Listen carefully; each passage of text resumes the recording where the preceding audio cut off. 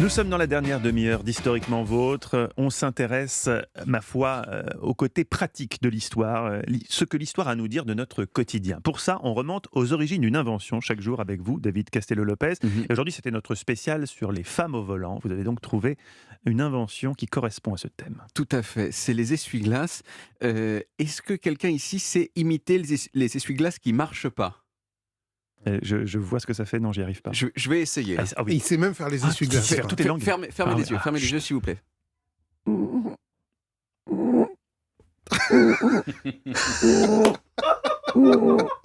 Il a tous les talents. Excusez-moi, Il a voilà. tous les talents. Vous êtes fascinant. Pas mal, hein. Pour quelqu'un qui n'a pas son permis, en plus. Exactement. Mais ça vient parce que j'ai beau pas avoir mon permis, j'ai beaucoup observé les voitures, Et oui, vous êtes surtout souvent quand j'étais place petit. passager. Voilà, exactement. Quand j'étais petit, c'est ces heures d'observation dans la voiture et où les essuie-glaces, c'est quand même une des choses les plus fun quand on est enfant. Surtout la version intermittente, vous voyez, parce qu'on voit les gouttes tomber sur le pare-brise avec chacune leur personnalité de goutte, vous voyez. Et puis le balai arrive et c'est une hécatombe. Les gouttes, elles s'agrègent dans Vous une étiez donc petite... déjà fou, Oui, enfant. un petit peu. Elle s'agrège dans cette petite rivière verticale sur les côtés. C'est à la fois triste et génial.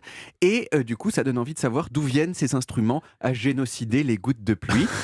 Bon, déjà, faut voir ce qu'il y avait avant. Et avant, il y avait rien du tout. Hein, voilà, Mais ça, c'est incompréhensible. Mais oui, début 20e, quand vous vouliez enlever les gouttes de votre pare-brise, il La fallait duchesse arrêter la d'Uzès. voiture. La duchesse D'où d'Uzès, ça par exemple. Il fallait arrêter la voiture, sortir, nettoyer le pare-brise à la main, remonter dans la voiture et redémarrer. Et Tous les 20 recommencer, mètres. bien sûr, à chaque fois que le pare-brise était plein de gouttes ou de neige. Bon, c'est pour ça qu'en Angleterre, ils n'avaient pas de voiture. Oui, voilà, c'est ça. Mais c'était sans compter sur une dame qui s'appelle Mary Anderson. On ne sait pas grand-chose d'elle, à part qu'elle est née en 1866 dans l'Alabama, dans une ville à la fois moyenne, moche et sans intérêt, qui s'appelait Birmingham, à peu près comme toutes les villes moyennes Si on nous américaines. écoute là-bas, Voilà. bisous, bisous. Et à l'hiver 1902, quand elle avait 36 ans, elle est venue en vacances à New York et elle a visité la ville en tram, sauf qu'il neigeait sa race. Et donc, elle a observé pendant toute sa visite le conducteur du tram qui faisait exactement ce que j'ai décrit, s'arrêter, sortir, nettoyer, redémarrer, etc. Et direct, elle s'est dit que ce serait bien si le conducteur pouvait faire la même chose sans sortir du tram. Et elle a dessiné une solution, elle a construit un prototype qu'elle a fait breveter. Elle était ingénieure. Elle n'était pas ingénieure, Non, elle était juste... Elle a juste une idée. Juste une idée, quoi. Alors, il fallait actionner l'essuie-glace à la main, depuis l'intérieur de la cabine, ce qui était un peu chiant, mais quand même vachement moins chiant que de sortir de sa voiture et de le faire soi-même. Bon, je sais pas si vous vous souvenez, mais il y a quelques jours, je vous ai raconté l'histoire de Betty Graham, qui a inventé le Tipex et qui est devenue millionnaire. Et malheureusement, l'histoire de Mary Anderson, elle est plus classique, puisqu'elle n'a pas touché un centime pour son invention. Oui, voilà. Elle a écrit à plein de fabricants automobiles pour essayer de leur vendre son Ils ont brevet. tous piqué l'idée. Ils ont tous dit fuck, et il y a une lettre de refus qui a été conservée, qui est assez rigolote. Je vous en lis un passage. Chère madame, nous avons bien reçu votre courrier concernant la vente de votre brevet.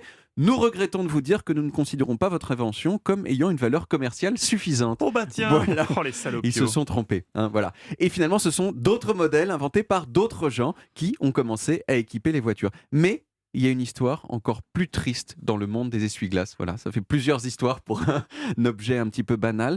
Cette histoire, c'est celle de Robert Kearns, un ingénieur de l'Indiana. En 1953, le soir de son mariage, Robert Kearns, il a reçu un bouchon de champagne dans l'œil. Ça lui a fait très très mal et petit à petit il est devenu aveugle de cet œil. Voilà. Quelle horreur. Soirée de Pour mon mariage assez anniversaire, sympa. vous me gâtez. Mais voilà. Et il a remarqué que son œil malade clignait de lui-même de façon intermittente et il s'est dit vas-y, pourquoi les essuie-glaces ils peuvent pas faire la même chose.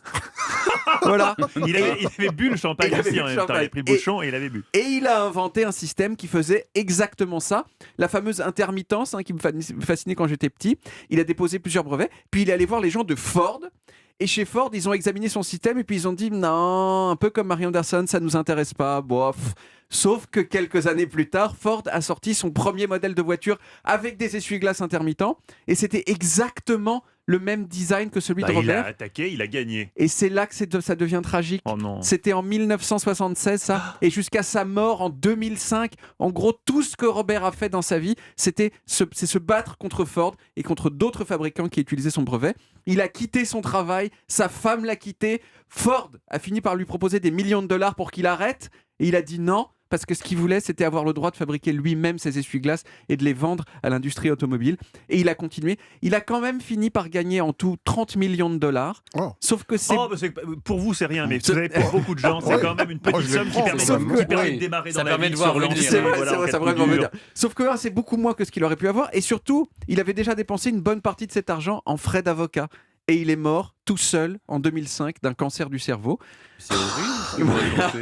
Les belles histoires les belles de David histoires. Castello-Lopez. L'histoire de Robert, elle a quand même donné un film qui s'appelle Un éclair de génie et qui est sorti en 2008, un film hollywoodien. Donc c'est déjà ça, c'est-à-dire que s'il n'y avait pas eu tout ce truc tragique, il n'y aurait pas eu de Il n'y film aurait pas eu de hollywoodien film, c'est vrai, c'est le bon sur côté lui. des choses. Donc voilà, petit bon côté des choses. Et maintenant, il y a encore plus génial, c'est les détecteurs qui Oui. repèrent l'eau qui viennent sur le qui pare-brise, actionnent, et à ce moment-là, tac. Et qui adapte la vitesse Ouais. des essuie-glaces à la Incroyable. quantité d'eau qui tombe sur le pare-brise. Je sens que ça passionne Stéphane. Ah Stéphane, ouais, moi, vous n'avez jamais j'adore vu cette ça sur histoire. votre voiture, hein, les essuie-glaces qui marchent tout seuls. Non, jamais. Mais j'ai pas des voitures non plus de compétition. Hein.